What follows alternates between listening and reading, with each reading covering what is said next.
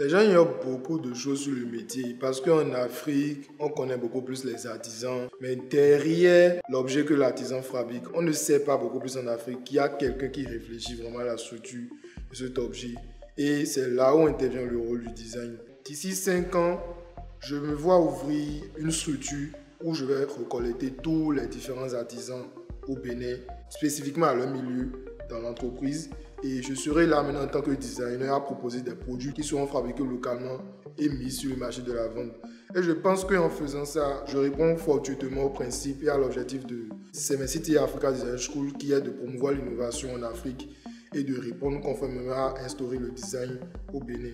Je suis Tom Eche, étudiant en filière de DN Maths Objet à Africa Design School. J'ai choisi la filière de DN Maths Objet parce que c'était déjà une passion pour moi. Depuis que j'étais petit, je dessinais les véhicules. Arrivé à ma première et terminale, je me suis dit, bon, pourquoi ne pas changer, me concentrer sur autre chose. Donc quand j'ai entendu parler de Africa Design School et qu'ils proposaient une formation en filière d'objets, je me suis dit, pourquoi je ne vais pas aller prendre les bases dedans et peut-être après me spécialiser dans ce que je voulais.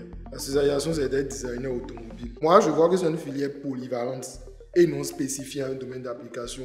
Quelqu'un qui finit en design d'objets peut rester dans la généralité et faire les objets selon le milieu ou il se spécialise dans un truc et il performe son art.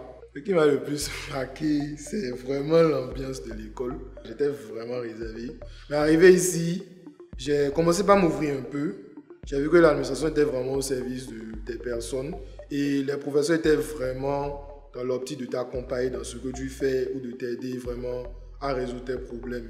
Le projet qui m'a le plus challengé, c'est le projet sur la thématique de la prothèse. Chacun devait faire la prothèse dans un secteur différent. Du coup, moi, je suis tombé sur le secteur artisanal. Mais là où la complexité de mon truc était, c'était que ma cible était vraiment presque aveugle. Donc, je devais réfléchir à comment, même si je ne lui donne pas la vue, lui permettre d'avoir les informations autour de son milieu. Et à l'issue de cela, j'ai dû faire des verres sous low-tech, pas sur haute-technologie, quelque chose qu'on puisse réparer. Et ça m'a vraiment permis d'insérer mes compétences acquises au niveau des cours que j'ai eu à Déroule au cours de l'année. Quelqu'un qui veut venir prendre sa formation à Africa Design School, en filière de design objet, si c'est dans un but vraiment passionnant, qui veut le faire, moi je le conseille.